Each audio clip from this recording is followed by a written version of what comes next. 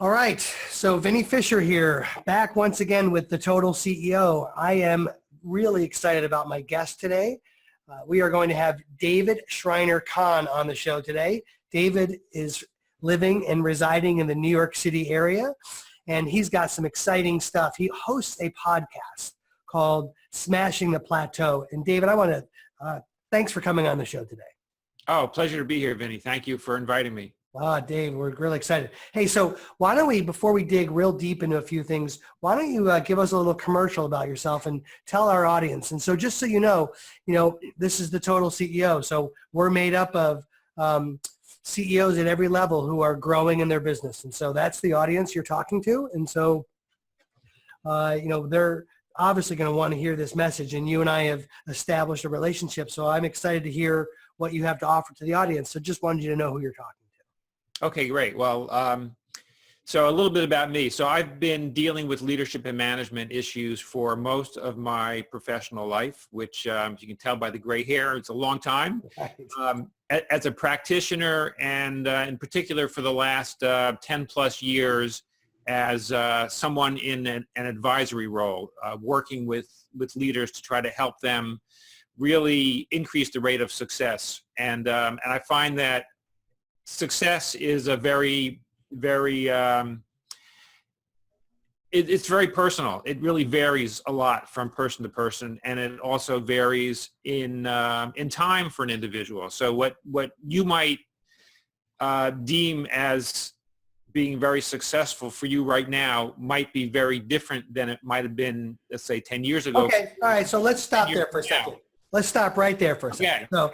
So, by the way, I'm going to jump in a lot, right? That's just how I roll. So when you said there's different success patterns for different people, right? I think you said people define success differently. So let me dig into that for a second. So what do you mean by that? Give me some guardrails about how people define success differently. Well, yeah. So, as an example, somebody who might be 25 years old could be more interested in kind of establishing himself or herself and establishing a name and particularly as a leader, establishing some credibility, some authority, and just and finances might be a huge metric for somebody that age. And particularly for people that might be, let's say, 45, 20 years later, if they have had financial success, and I've had a lot of guests on my show like this, where they've earned enough money to really pay for whatever they need for the rest of their lives. And then, okay, then what? How do I actually do something that makes me feel good about what I'm contributing to myself, my family, my community, my world? And then success definitions and success metrics might be very different than they were 20 years earlier. Okay, gotcha. So, all right, so you operate a business, 10 strategic partners, and you guys come in and fix people who are broken like me, right? So you come in, you work with CEOs, you help us break through, and whenever we're stuck, you help. We'll talk some more about 10, but I'm intrigued by that a lot, how you work with CEOs and where they're stuck. And so what's been really interesting to me as I was prepping for our interview, as I was excited about this idea of how does somebody either self-identify or even have the awareness to know, what are some indications of being stuck? Well, first of all, leadership is a very lonely profession. There are things that you're not going to feel comfortable confiding into most people about. Right. There are things you're not going to talk to your employees about. You are not going to talk to your customers about. You're not going to talk to your investors about. You may feel very reluctant talking to your friends and colleagues. Sometimes there's a sense of, well, I should really be able to figure this out on my own. This is something that shouldn't be happening to me at this point in my life or my career. You may not feel comfortable speaking to a spouse, partner, or significant other. They may not be really all that interested in what you have to deal with as a leader. So first of all, leadership is really lonely. And then, so these what I've just described in terms of trying to figure out what you should be doing differently that you think you should really be able to solve on your own, I would define a lot of those as a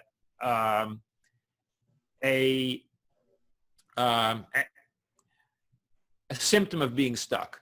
All right. So, most CEOs, at least the ones that are going to be in the audience of who you're talking to, and I think it's probably a bigger audience, let's just talk about me, right? I'm a CEO, successful business.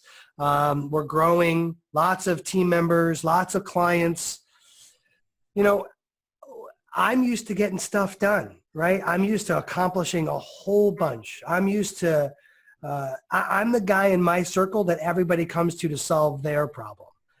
Where does it fit in? Where do I have the time to actually raise my hand and actually admit I have a problem? How does that even play out? How does Okay, so chances are you probably haven't budgeted the time for that. Yeah, that's right. Right? So number one, it's really important to actually. Excuse me today, by the way, David. If you see me sniffling, it's this wonderful small little cold I picked up here in the winter of Cleveland. But continue. So yes, sorry to hear that. I hope you feel better soon. Yeah, we'll get through it. Yeah, and I guess it's probably not contagious through digital means. Let's hope not. I apologize in advance if something else does happen, but I hope not.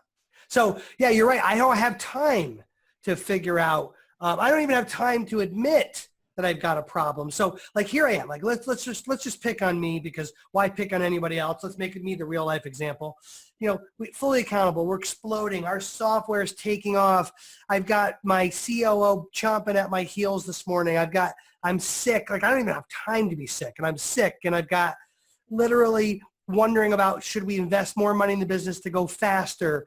And do I admit that this software iteration didn't work? And what do I do about I have all these things.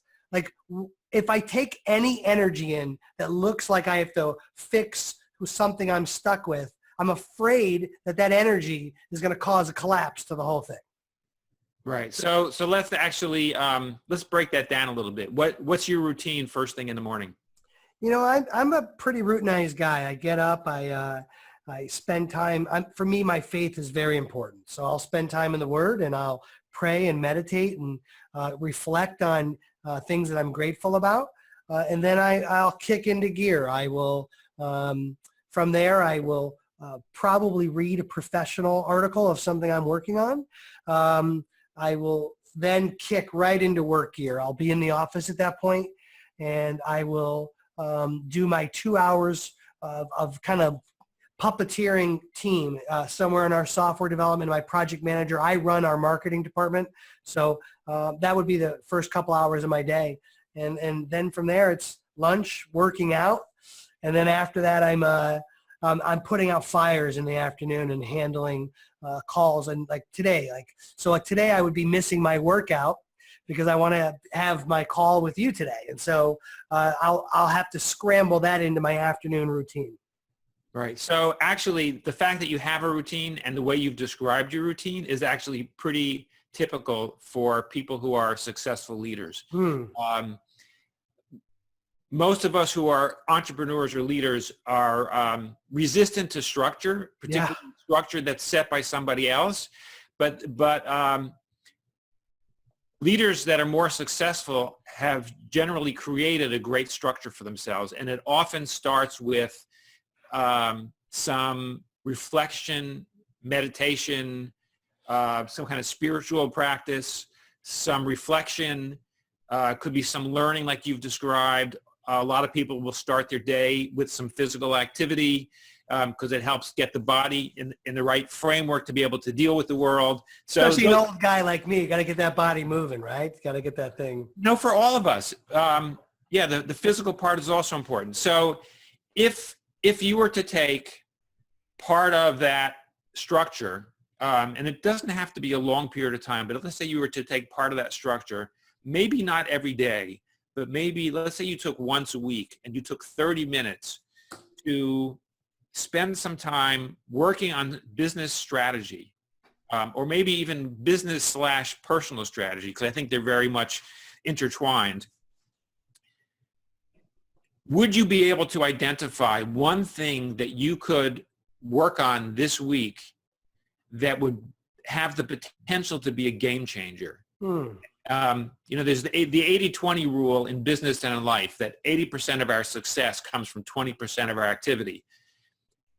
So the way you've described your day, where you're putting out fires in the afternoon, is great, because in actuality, in your role as a CEO, you're never going to be able to put out all the fires. There are always going to be more. So if you try to put out the fires first, you'll probably never finish, and you won't get to actually what's important and what is going to generate greater success. Yeah, it's funny you say that. Long-term success. Yeah, it's funny. Like, the reason I switched all of our company meetings to the afternoon. I switched everything that looked like less individuality to our afternoon time, because I found myself in the morning allowing my door to be open, and I was just getting deluged with our large staff. And I felt like I'd get to lunchtime and I absolutely did nothing. And that was actually the most exhausting thing for me, that even though people were moving parts of the company, if I didn't feel productive, my energy would go down and everybody else's would follow in line. Right. So along those lines, if you were to take half an hour, one day a week, focus on business strategy, and you did things like think about what is it that is keeping you awake at night, or what is it that's really gnawing at you and you haven't been able to solve, Mm-hmm. that you think has the potential to really improve your rate of success over the long term. Try to at least identify what it is. Now, do you recommend doing that alone or with my executive team, or how do you do that?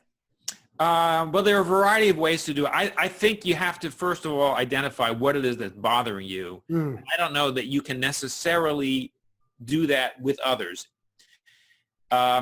It's interesting. One of the, on the flip side, one of the comments that I've heard from people that are in peer support groups is the process of being in a peer support group will often unearth issues that they didn't know they had.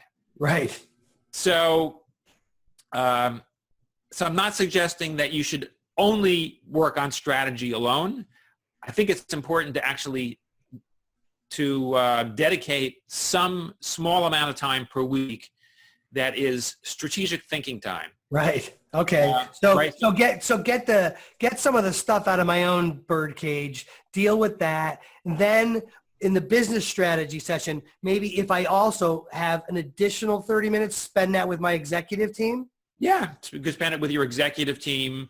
It's funny you say it, because like we're having this is a very timely discussion, because my president and COO literally this morning, he said, Vinnie, I don't think we get enough time as just the three of us. I'm like, what are you talking about? They're like, well, we'd like to make sure that as we continue to lay out vision and strategy for the team, the three of us are a couple steps ahead of everybody else. And I'm like, well, what would you like to do? And they're like, how about a Friday morning meeting, 30 minutes, no matter where we are in the world, we all jump on and we're kind of living strategy together in addition to our own. I'm like, sounds interesting. And so you've seen that work with your clients. Yeah. I think it's critical. Yeah. And in particular, in your role as the CEO, what's most important for you is to listen. Yeah. Right? Listen to what your executive team says. Listen to what the people at the very lowest level of the hierarchy in the company are saying. Yeah. Because those are the people that may have the best insight as to what your customers or potential customers are thinking and feeling. I love it. It's great advice. So how does somebody find you? If they want to work with you, how does it happen now? How do they find you? tendstrategicpartners.com. Okay, cool. So they go there and they fill out a form, they raise their hand, they call somebody. How does it work? Set up time to speak with me is the easiest way to do it. You can call our office. We have somebody a live person answers the phone 40 hours a week. So 9 to 5 Eastern time, 212-731-0770. So it's really rewarding when you help someone break through, I imagine, right? When you help them smash this where they're stuck. Describe to me, because that's what gets you excited to do it. Or why else would you work with squirrely entrepreneurs, us CEOs, if there wasn't some win for it? So, give us an example of the why part of why you get up and do this constantly. Because I find that most people that are in leadership roles, their vision is to make the world a better place. They're people with great values and ideals. They usually have a lot of integrity. Many of them have a lot of humility, which I think also makes a great leader. They want to do the right thing for their customers, their employees. They want to support their employees to be able to grow and to contribute to their overall community, and in essence, to make the world a better place. That's awesome. All right. So, I always like to give something like to our crew, our crowd. What's like one little thing we could give them today? If somebody is experiencing some of these emotions or feelings or constructs in their business, like what's one of the first things you have somebody do to help identify and address? Well, there's two things that are, I think, most important. One is to get started on making some change. Getting started is really hard because what happens is we spend a lot of time agonizing over it, particularly if you look at somebody who's an experienced leader, something that may be a change in behavior. Right. The longer we've been doing something a certain way, the harder it is to make a change and do something differently. Ain't that the truth? Right. So for a 25-year-old to do something new, it's one thing. For a 55-year-old to do something new, it's a lot harder. So we agonize over getting started. So I would say first thing is just get started. And second is you've got to find a way to keep at it long enough to see results. Because the day-to-day and the fighting fires will pull at you all the time and try to take precedence. It's very hard to keep working at something that you believe is going to make a long-term impact and will improve things over the long term when the day-to-day is constantly nipping at your toes. And life, right? So, I would have never built the software we built at Fully Accountable if we didn't have this day-to-day attitude, because at the end of X amount of hours of building it, we had something. In the process that my dad died, his mother died, we had this complete disruption. Life gets in the way, right? So you're saying get started. So let's just say it's working out. Let's pick on me. You're just saying as simple as go get in the gym and do something. Right. And even if you go to the gym and you just spend 5 minutes doing one routine, but you do that every single day, after some number of months, you will see a change. You're not going to see it the first day. You're not going to see it the first week. You may not see it the first month. You may be really sore the first month. But if you do it for a year, I guarantee you there's going to be a difference. Yeah, and so that makes a lot of sense. So what are some characteristics what you notice someone's going to be, one, a successful client, but more importantly, someone who's actually likely to smash through the plateau? What are some indicators that you in your wisdom, this amount of time you've been doing this, that someone's likely of that, so that we could pass that along as these are the things you should be aspiring to be doing, likelihood of success? Well, for one thing, they're willing to invest in themselves, invest time. They're willing to invest some money in the process. I think that's really important. One of the things that I've heard from a lot of people that are in peer support groups is how important it is to be paying for that process, because it kind of forces you to it forces you to assign a value to the process. I love it. It's funny how that works. Yeah.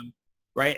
And depending upon what level you are in business, what might be a significant amount for somebody who runs a solopreneur small business is going to be different than somebody who runs a company with thousands of employees. But I think it's important that it be a significant amount of time and a significant amount of money, which essentially is investing in yourself and in your organization. You also need to be a lifelong learner. Most people I know that are successful CEOs spend a lot of time learning. They read books, they go to conferences, they listen to podcasts, They spend time with other smart people who know things they don't. So learning is really important. Being a giver is also really important. Spend time without any expectation of something directly that would be a direct return to you. So, my wife does that every day. God bless her heart.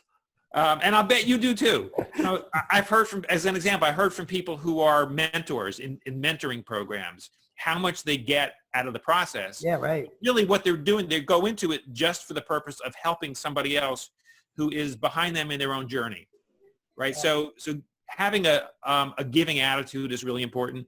Having a mindset of abundance. It's interesting, in today's world, unless you are selling something that is a product that really is a commodity, chances are other people really are not competitors the way we might think that they are. Huh. Especially in the service economy, which is a huge part of the American economy today. 80%. We all do things a little differently. And being in a room full of people that are doing the same thing that you are somehow turns into this kind of empowering, collaborative mindset where often we're able to walk out of the room and create something better than we were able to create when we walked in. Love it. I love it. So these are some elements that I think are really important. All right. So I've also heard another question for you. So I've heard from time to time, and some of the stuff I've read, that one of the great anecdotes to kind of changing things up. I love how you said get started. Another one I heard recently that right after my dad died, I tried a couple times and it really seemed to work. And it's go do something fun that was fun to you a long time ago. And it's just goofy and it's great. And so I literally took off work and went and saw like a kids movie at the movies. And like, it was fun. It was like goofy. I mean, forget the old guy showing up to the kids movie, but other than that, like it was like therapeutic. And so have you ever seen yourself helping people do just to break away from the seriousness of the stuff they're doing?